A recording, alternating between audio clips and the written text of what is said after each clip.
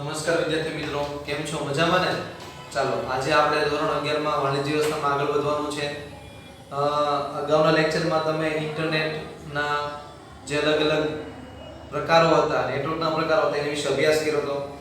પછી ઇન્ટરનેટમાં કઈ રીતે માહિતી સર્ચ કરી શકાય છે એના મુખ્ય 5 સોપાનો હતા એની વિશે વાત કરી હતી. આજે એમાં થોડા ઘણા આગળ વધીએ છીએ વિદ્યાર્થી મિત્રો.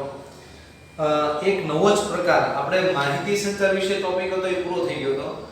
માહિતી સંચાર જે વાત હતી એ બધી પૂરી થઈ ગઈ. હવે એક નવો ઈ-કોમર્સ વિશે વાત કરવાની છે.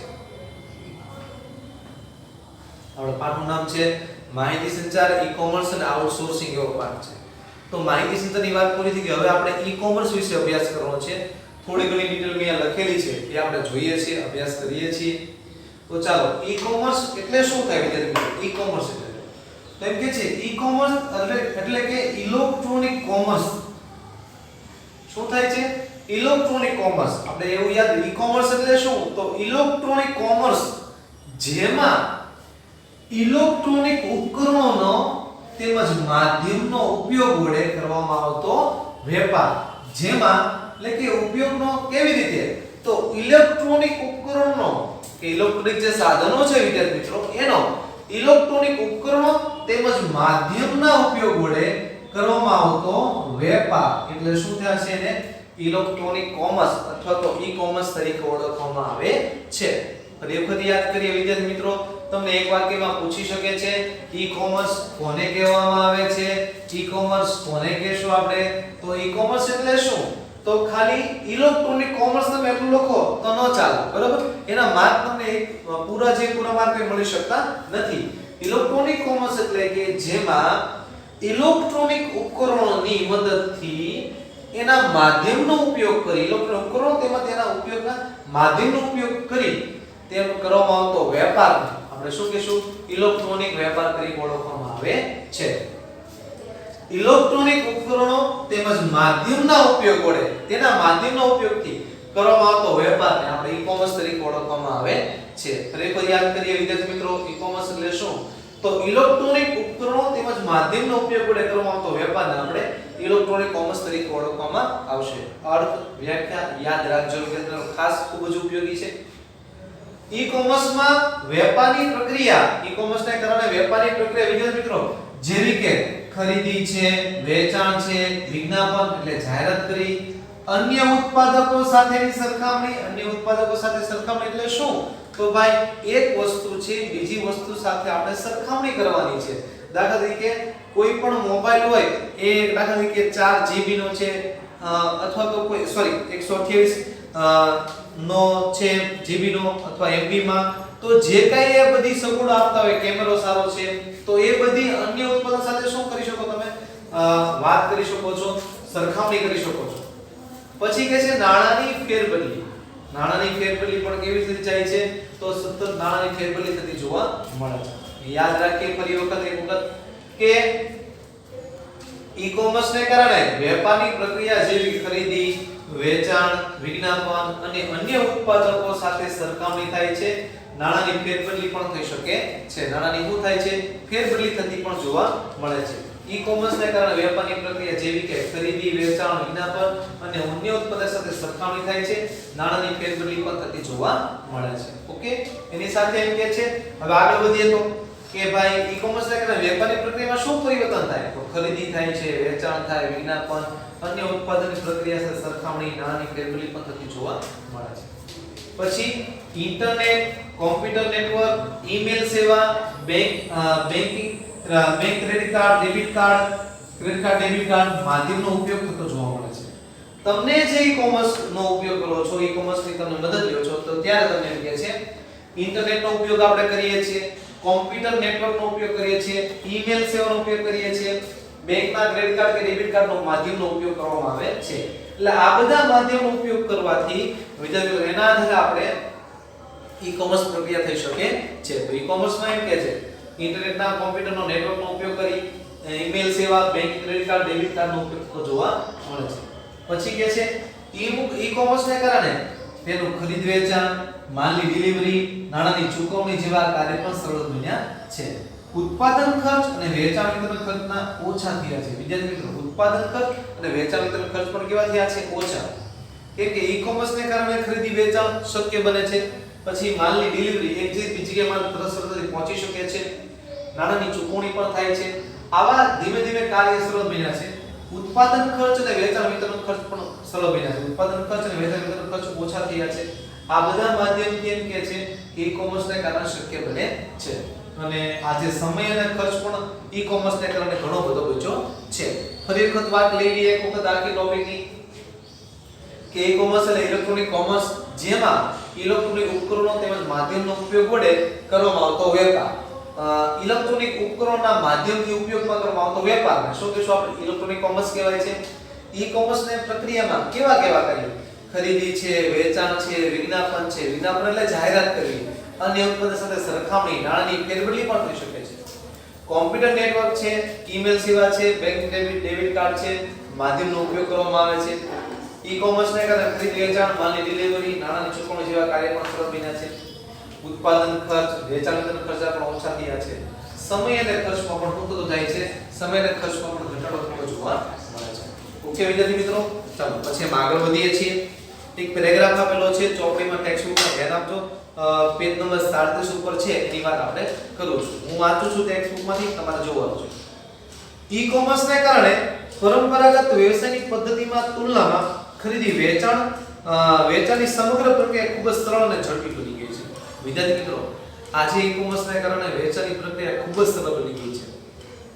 હું તમને કહું, કોઈ પણ કંપની પોતાની પ્રોડક્શન બનાવતી હોય તો એ પોતાની ઓનલાઈન એટલે કે નેટવર્કને કારણે વેચી શકે છે. લોકો નેટવર્કને કારણે ખરીદી કરી શકે છે. ઓકે, દુકાને વેચવા તો જઈએ, પ્લસ પોતાની વેબસાઈટ પર લાખો લોકો ખરીદતા જોવા મળે છે. તો ફરી વખત વાત કરીએ, ઈ કોમર્સને કારણે પરંપરાગત વ્યવસાયિક પદ્ધતિ તુલનામાં આજે ખરીદી વેચાણ સમગ્ર પ્રક્રિયા ખૂબ જ સરળ અને ઝડપી બની ગઈ. પહેલા કરતા આજની ખરીદી વેચાણની પ્રક્રિયા કેવી બની ગઈ છે? સરળ બની છે. પછી જોઈએ છે, ઈ કોમર્સની મદદથી કોઈ પણ સમયે સ્થળની વ્યવસાય કરી શકાય છે. ઈ કોમર્સની મદદથી કોઈ પણ સ્થળે સમય અથવા સ્થળમાં, દાખલા તરીકે તમે અમદાવાદ રહેતા હો તો અમદાવાદમાંથી શું ખરીદી વેચાણ ન કરી શકો? અમદાવાદથી તમે બાકી યુરોપમાં કોઈને વસ્તુ પહોંચાડવી તો એ પહોંચી શકે છે. પછી ત્યાંની તમારી વસ્તુ ખરીદવી તો પણ ખરીદી કરી શકો છો.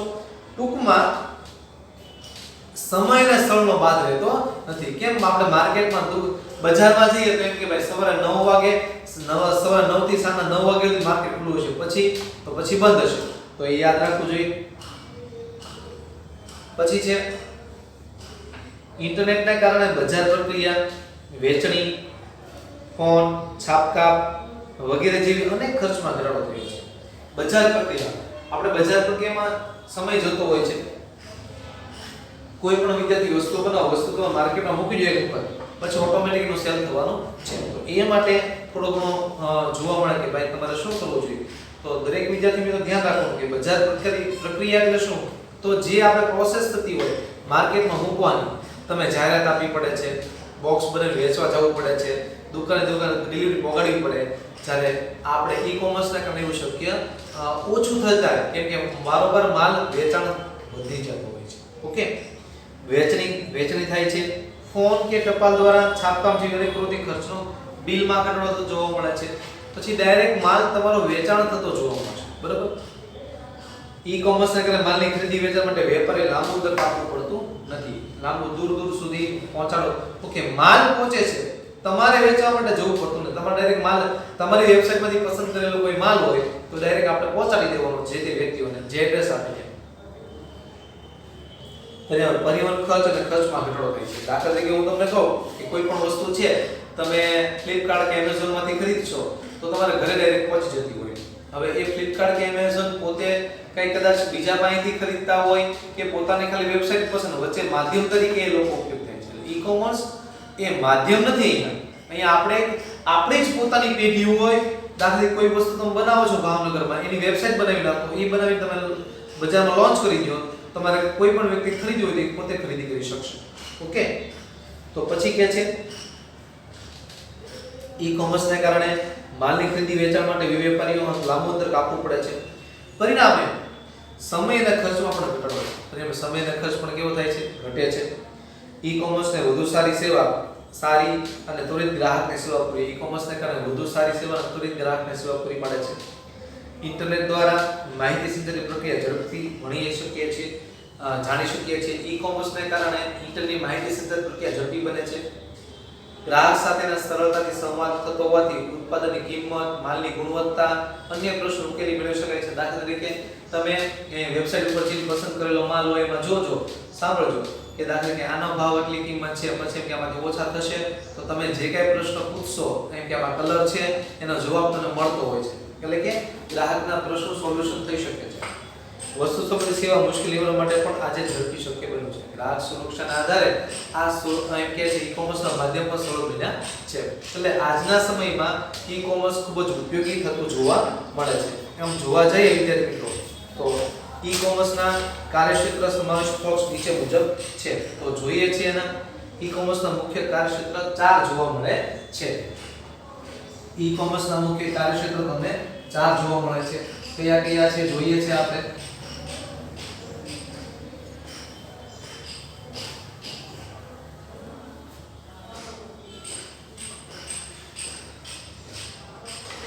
ચાલો, ઈ-કોમર્સના કયા કયા કાર્યક્ષેત્ર છે? તો મુખ્ય 4 કાર્યક્ષેત્રો છે. પહેલું ધંધાથી ગ્રાહક, ધંધાથી ગ્રાહક એટલે એને કહેવાય બિઝનેસ ટુ કસ્ટમર. બરાબર, બિઝનેસ ટુ કસ્ટમર. બીજો પ્રકાર છે ધંધાથી ધંધો, ધંધાથી ધંધો,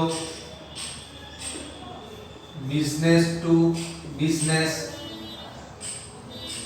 ત્રીજો પ્રકાર છે વિદ્યાર્થી મિત્રો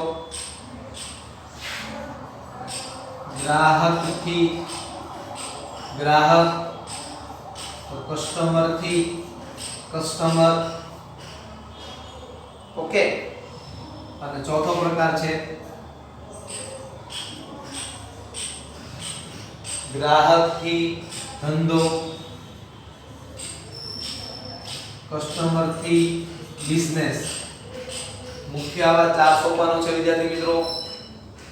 શેના કાર્યક્ષેત્ર છે? તો ઈ-કોમર્સના. યાદ રાખજો, ઈ-કોમર્સના કાર્યક્ષેત્ર જણાવો. તમને 2 માર્કમાં પૂછે કે પહેલો પ્રકાર છે આઈએમપી છે, બરાબર, અને છેલ્લો પ્રકાર છે આઈએમપી છે. આ 2 પ્રકાર આઈએમપી છે, યાદ રાખજો. તો આપણે તો ખાલી B2C એવું યાદ રાખવાનું છે. ધંધાથી ગ્રાહક, ધંધાથી ધંધો, ગ્રાહકથી ગ્રાહક અને ગ્રાહકથી ધંધો. એટલે ધંધાથી ગ્રાહક, બિઝનેસ ટુ કસ્ટમર, ધંધાથી ધંધો, બિઝનેસ ટુ બિઝનેસ, ગ્રાહકથી ગ્રાહક, કસ્ટમર ટુ કસ્ટમર અને ગ્રાહકથી ધંધો, કસ્ટમર ટુ બિઝનેસ. ઓકે વિદ્યાર્થી મિત્રો, તો આના આપણા જે લેક્ચરો છે ધંધાથી ગ્રાહક છે, જે કાર્યક્ષેત્ર છે એ આપણે પીડીએફ પદ્ધતિ દ્વારા એટલે કે પીપીટી દ્વારા અભ્યાસ કરશું. તો આપણે કન્ટિન્યુ લેક્ચર તમે શરૂ રાખજો. હમણાં ટૂંક સમયમાં આપણે પાસે પીપીટી શરૂ કરીએ છીએ. ઓકે.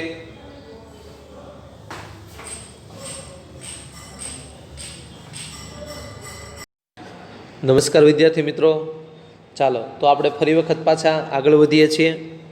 જે ટોપિક અધૂરો હતો એમાં આપણે વાત કરી હતી મુજબ આમ ઈ-કોમર્સનું કાર્યક્ષેત્ર છે મુખ્ય 4 રીતે જોવા મળે છે તમને. પહેલું ધંધાથી ગ્રાહક, તો એ કહીએ કે ગ્રાહકથી ધંધો, ધંધાથી ધંધો અને ગ્રાહકથી ગ્રાહક. આવા 4 ટોપિક છે.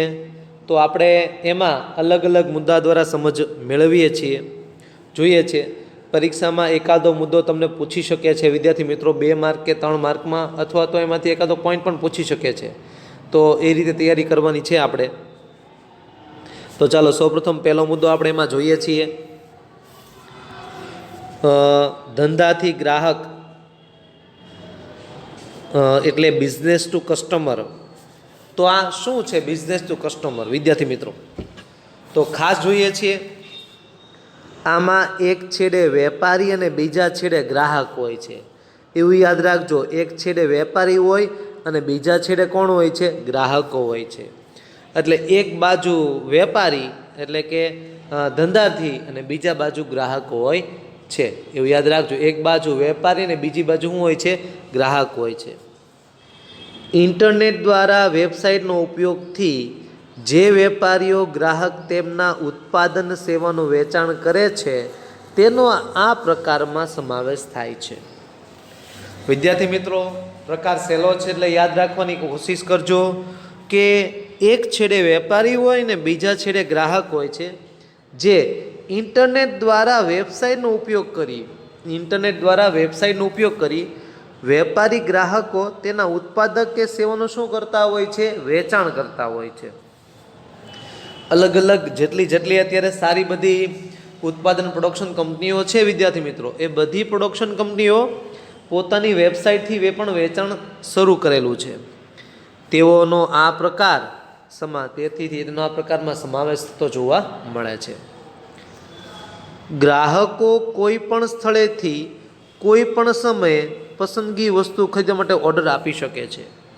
ગ્રાહકો છે કોઈ પણ સ્થળેથી કોઈ પણ સમયે પસંદગી વસ્તુ ખરીદવા માટેનો શું આપી શકે છે? ઓર્ડર આપી શકે છે. વેચનાર પોતાની વસ્તુ કોઈ મધ્યસ્થી વગર સીધું વેચાણ ગ્રાહકને કરે છે. બહુ સરસ મુદ્દો આપેલો છે કે વેચનાર પોતાની વસ્તુનું કોઈ મધ્યસ્થી વગર સીધું જ વેચાણ કોને કરી શકે છે? તો ગ્રાહકને કરે છે. તેથી ખરીદનાર એક સ્વતંત્ર ગ્રાહક છે. ખરીદનાર પોતે સ્વતંત્ર ગ્રાહક છે. ઓનલાઈન ખરીદીનું આ વ્યાપક ઉદાહરણ છે. ઓનલાઈન ખરીદી માટેનું વ્યાપક ઉદાહરણ છે. આ પ્રક્રિયામાં ખરીદી વેચાણ ઝડપથી સરળતાથી હોવાથી ખૂબ જ પ્રચલિત છે. આ પદ્ધતિ છે એમ કે સરળતાથી આ થઈ શકે છે તે માટે ખૂબ જ પ્રચલિત છે. વસ્તુ છૂટક વેચાણ ઉપરાંત business to customer, online banking, પરિવહનની સુવિધાઓ જેવી અનેક સેવાનો સમાવેશ થાય છે. છૂટક વેચાણ ઉપરાંત બિઝનેસ ટુ કસ્ટમર અને ઓનલાઈન બેન્કિંગ, પરિવહનની સુવિધા પણ થતી જોવા મળે છે. એક ઉદાહરણ તમને પરિવહનનું આપેલું છે વિદ્યાર્થી મિત્રો. તમારે એસટી, આપણે જીએસઆરટીસી છે જે બસ એસટી આપણે ટૂંકમાં કહીએ, એ બસમાં તમારે જવું છે તો તમે એની ઓનલાઈન એપ ઉપર એટલે ઓનલાઈન એપ્લિકેશન શરૂ કરો, તમે ઇન્ટરનેટ શરૂ કરો, એની વેબસાઇટ ઉપર જઈને ડાયરેક્ટ તમે બુકિંગ કરાવી શકો છો. તો આ સુવિધા છે. વચ્ચે કોઈ મીડિયેટર નથી. સાંભળજો, વચ્ચે કોઈ મીડિયેટર નથી, કોઈ પણ વ્યક્તિ મીડિયેટર નથી. ડાયરેક્ટ તમને ટિકિટ બુક થઈ જતી, કોઈ પણ જાતના કમિશન વિના. દાખલા તરીકે રેડ બસ જે છે, રેડ બસ એપ્લિકેશન, એ રેડ બસમાં તમે જો એપ્લિકેશન કરો તો વચ્ચે મીડિયેટર થઈ જાય, પણ આમાં તો ડાયરેક્ટ તમે એની વેબસાઇટ ઉપર જઈને તે તમે ટિકિટ પસંદ કરો છો. ઓકે, ફરી વખત મુદ્દો જોઈ લઈએ છીએ વિદ્યાર્થી મિત્રો. આમાં એક છેડે વેપારી અને બીજા છેડે ગ્રાહક હોય છે. ઇન્ટરનેટના વેબસાઇટનો ઉપયોગ કરી જે વેપારી ગ્રાહકનું ઉત્પાદનનું સેવાનું વેચાણ કરે છે. ઇન્ટરનેટના વેબસાઇટનો ઉપયોગ કરી ગ્રાહક શું કરે છે? ઉત્પાદન કે સેવાનું વેચાણ કરે છે. આ પ્રકારની સેવા ગ્રાહકનો સમાવેશ થાય છે. ગ્રાહક કોઈ પણ સ્થળે કોઈ પણ સમયે પસંદગી ખરીદવાનો ઓર્ડર આપી શકે. કોઈ પણ સમયે કોઈ પણ સ્થળે પસંદગીનો શું આપી શકીએ છીએ? ઓર્ડર આપી શકીએ છીએ. વેચનાર પોતાની વસ્તુ કોઈ પણ મધ્યસ્થી વગર સીધું વેચાણ કરે છે. વેચનાર પોતાના મધ્યસ્થ સિવાય કોઈ પણ સીધું વેચાણ ગ્રાહકને કરે છે. ખરીદનાર એક સ્વતંત્ર ગ્રાહક છે. ખરીદનાર કેવો ગ્રાહક છે? સ્વતંત્ર ગ્રાહક છે. ઓનલાઈન ખરીદીનું વ્યાપક ઉદાહરણ છે આ, કહી શકો છો. ખરીદનાર ઝડપથી અને સરળતાથી થતું હોવાથી ખૂબ જ પ્રચલિત છે. આ ખરીદનાર અને વેચાણ છે વિદ્યાર્થી મિત્રો, એ ખૂબ જ પ્રચલિત છે. વસ્તુના છૂટક વેચાણ અને બિઝનેસ ટુ કસ્ટમર, ઓનલાઈન બેન્કિંગની પણ આ સુવિધા ઉપયોગ છે. અને ખાસ પરિવહનની સુવિધા આપી છે. એવી અનેક સેવાનો સમાવેશ થાય છે. વિદ્યાર્થી મિત્રો ખાસ યાદ રાખજો, તમે કોઈ પણ વસ્તુ ખરીદશો ને તો એમાં એની વેબસાઇટ પણ આપેલી છે. તમે એની ઉપર ડાયરેક્ટ ખરીદી કરી શકો છો.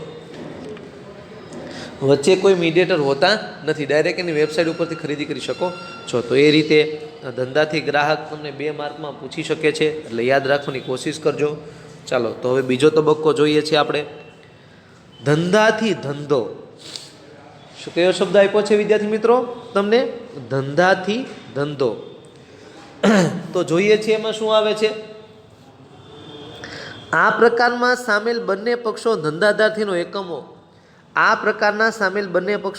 એકમો વ્યવસાયી હોય છે.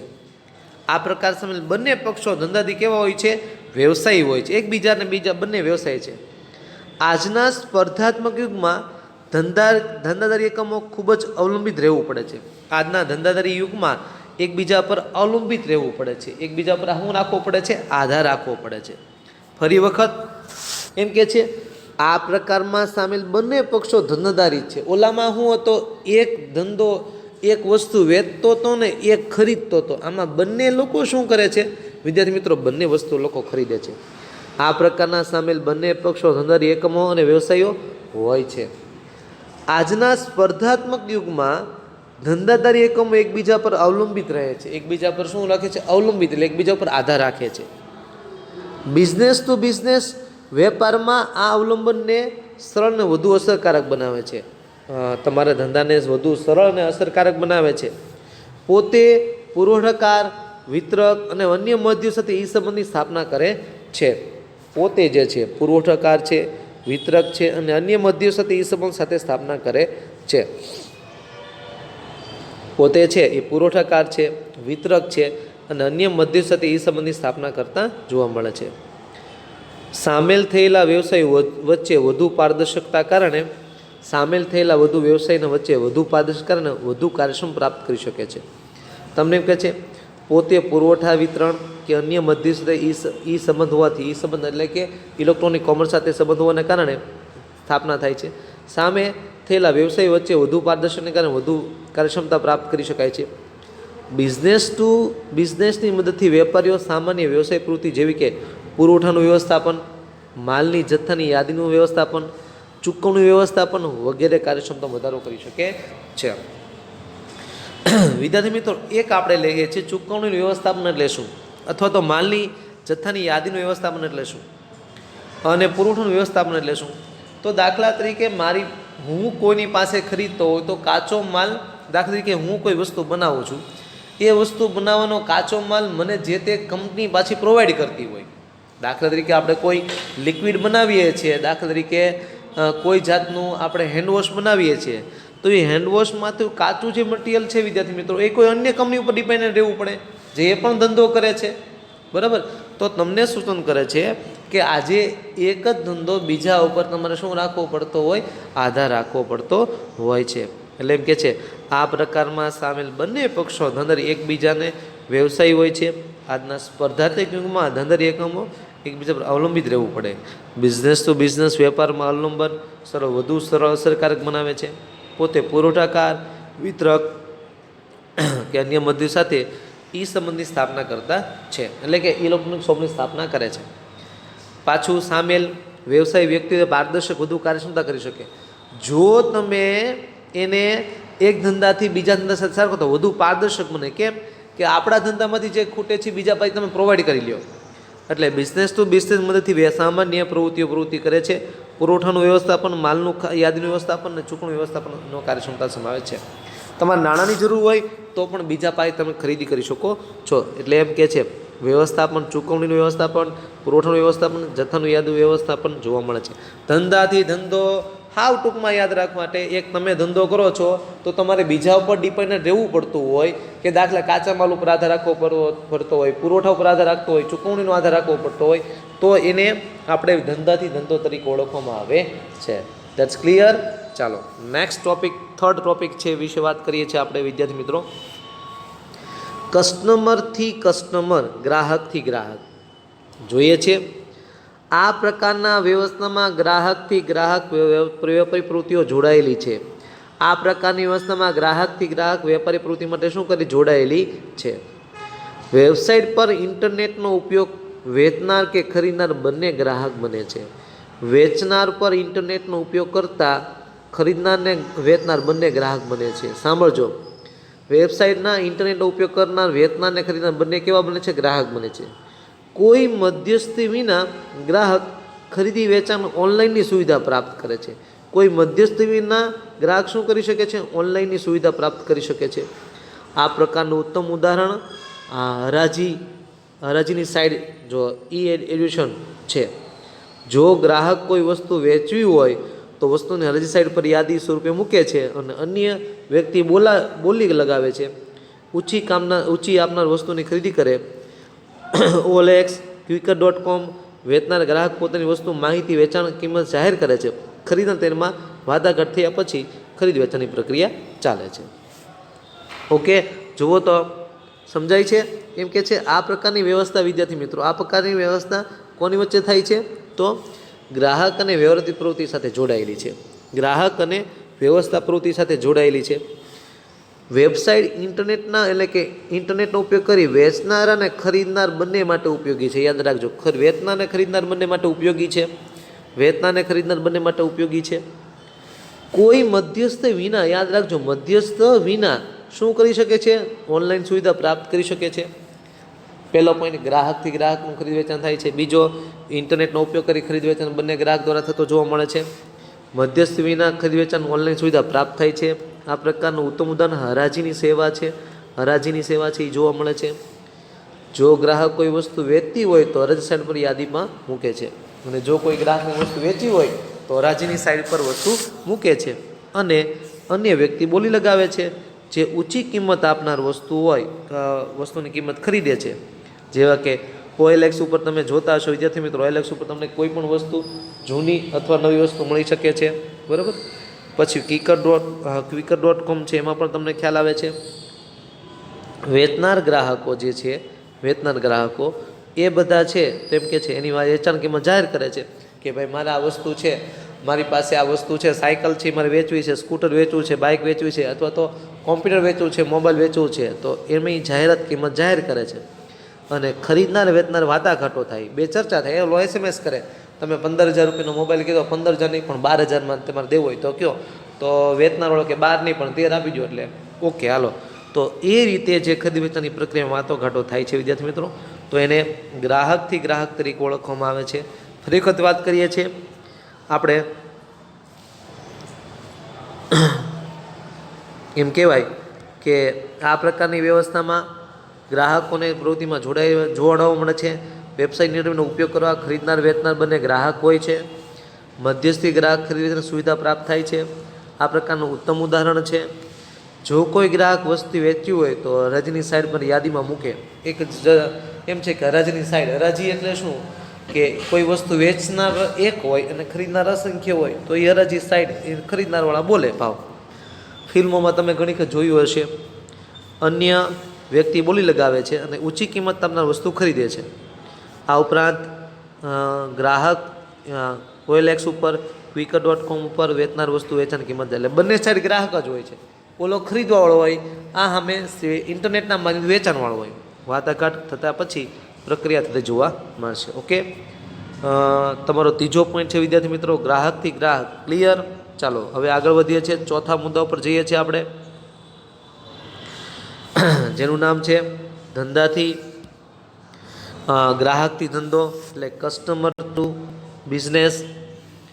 આ પ્રકારનો ઈ કોમર્સ ગ્રાહકને પરવડે, આ પ્રકારનો ઈ કોમર્સ ગ્રાહકને પરવડે તે રીતે અથવા નિશ્ચિત ઉત્પાદન કે સેવા ગ્રાહકને ચૂકવવા ઈચ્છતો હોય તો કિંમતથી વિશાળ અથવા વ્યાપક શ્રેણીમાં પસંદગી મળે છે. સાંભળજો, આ પ્રકારની ઈ કોમર્સની ગ્રાહકને પરવડે તે રીતે, ગ્રાહકને પરવડે તે રીતે એમ શબ્દ કહે છે. અથવા તો નિશ્ચિત ઉત્પાદન કે સેવાની ગ્રાહકને ચૂકવવા ઈચ્છતો હોય તે કિંમતે વ્યાપક શ્રેણીમાં ઉત્પાદન સેવાની પસંદગી મળે છે.